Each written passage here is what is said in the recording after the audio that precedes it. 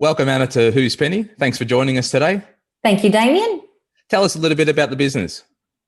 Luminous League, yes. I've been running Luminous League now for the last 7 years. And essentially what we do, Damien, is we work with small business owners and their teams, and we really help them clarify their vision, get them on the right track, and then help them really realise their goals. So really turn those goals and that vision into a clear set action plan. When we've been working together for over 10 years now, so it feels like it's a lifetime together. Yes. Tell us a little bit about what's sort of happening in the marketplace that you're seeing at the moment, given all the changes that have occurred this year. Look, it's really, really interesting because I think COVID's really thrust us into an environment now where we have to reevaluate ourselves and our businesses and who we are and how we work and live. So I think there's a lot of an adjustment period now. It's forced a lot of businesses to revisit their business model and the way that they do business. So I think some of the key things at the moment is, and I know particularly now speaking to clients, they're really revisiting what they're doing and really trying to get their heads focused for next year.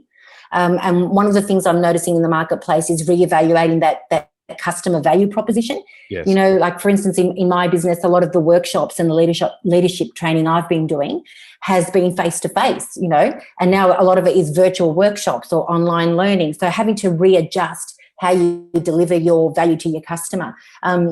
There's a wonderful business called the Fun Lab who did escape rooms. You know, I mean, I would be terrified to go into one of those escape rooms. But, you know, you've seen how it works, haven't you? Yes. So now it's like escape Zooms instead of escape rooms. So, you know, just tweaking what they've got. And I think that's really important for me. If you think about it, how long have you been in business for, Damien? Over a dozen years now. A dozen years, yeah. So COVID, it has forced us to look at the way we do things, but it doesn't mean you've got to throw out the towel and reinvent everything. So it's looking at your strengths and leveraging them, you know? Well, it's exactly right. I mean, this year we worked together and we sort of revisited our vision, our mission, our purpose, all of our values as well. And we were able to do that via Zoom with our team. Yes. And you were instrumental in supporting that all the way through this year. So you can do things in so many different ways. You've just not got to have, I guess, closed eyes to things, and you can find another solution all the time. Totally. Are you seeing any challenges at the moment for people? Yes, and I think for you this probably wouldn't be a challenge so much, but I think for a lot of businesses that were in the office space, having to work remotely and deliver their customer promise, it means that they've had to revisit the way that they work. You know, so I think there's a couple of things that I've noticed. One is, how do I lead my team? How do I do that from a remote space and be a real effective leader? Yeah. The other thing too is having, you know, and you know this from the work that we've done together, is amping the communication. You know, whereas you could go days without talking in the office, or you have meetings and you're used to having those meetings, and then all of a sudden we work remotely. And it's like, oh, gosh, I haven't got Damien next to me to throw an idea and so forth, you know. So it's about getting on the phone, making more of an effort, scheduling these meetings, just to make it as to make sure that you're creating that culture and you're keeping the communication up. Because there's the other challenge too is that I know for some clients, for a lot of their younger team members, work is their social life too, Yep. You know. So all of a sudden they've gone from a room of buzzing other individuals, creative individuals, to working from home on their own. So feeling isolated, struggling with not being able to go out and bounce ideas off. And so, yeah, there's a few of those challenges, you know. It's certainly, I think also, for us, we've certainly been able to find our way quite quickly.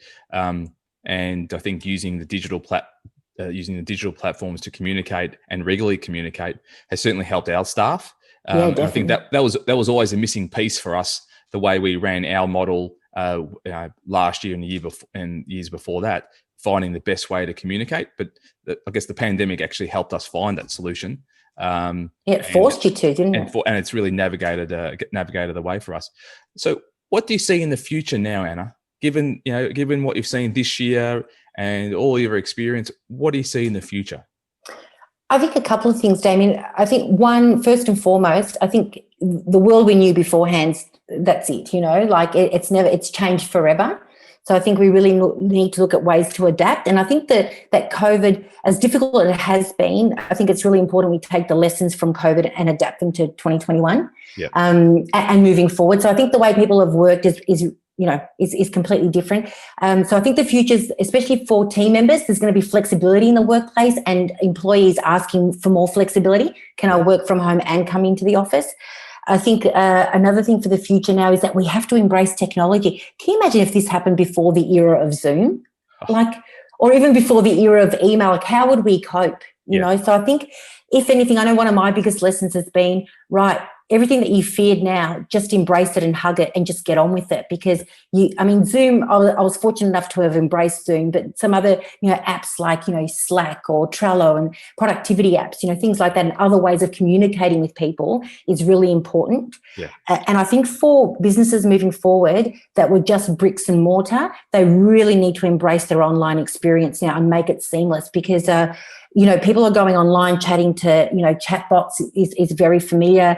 People want that online experience. I know a colleague of ours talks a lot about virtual reality, but, the times that we haven't been able to go into store, you need to bring the store experience online for people. Like, look at even the travel industry, like virtual travel experiences.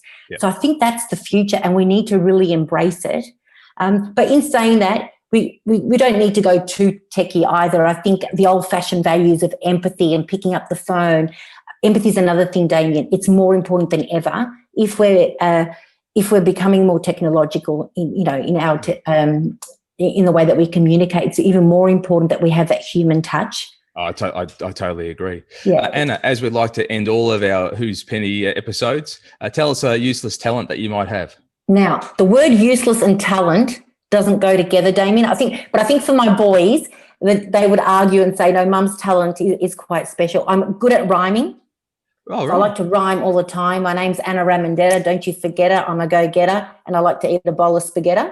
There you go. Did you think that? I love to read novels in an English accent. Right, okay. Yes, and I can reenact the Karate Kid scene, when he does that whole thing with the boys, yes. And unless you call that useless. And what about Andy? What about an old trend that you'd like to come back? An old trend. Do you know, jean jackets or like even leather jackets, I'm just thinking the 80s, a bit of the 80s, even men with a bit of makeup's not too bad.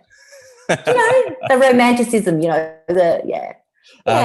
Thanks, Anna, for joining us today. Very much appreciated. And thank you, Damien. I'm sure we'll be talking very soon. It's always good talking to you. Thank you. There you are. See ya. Bye.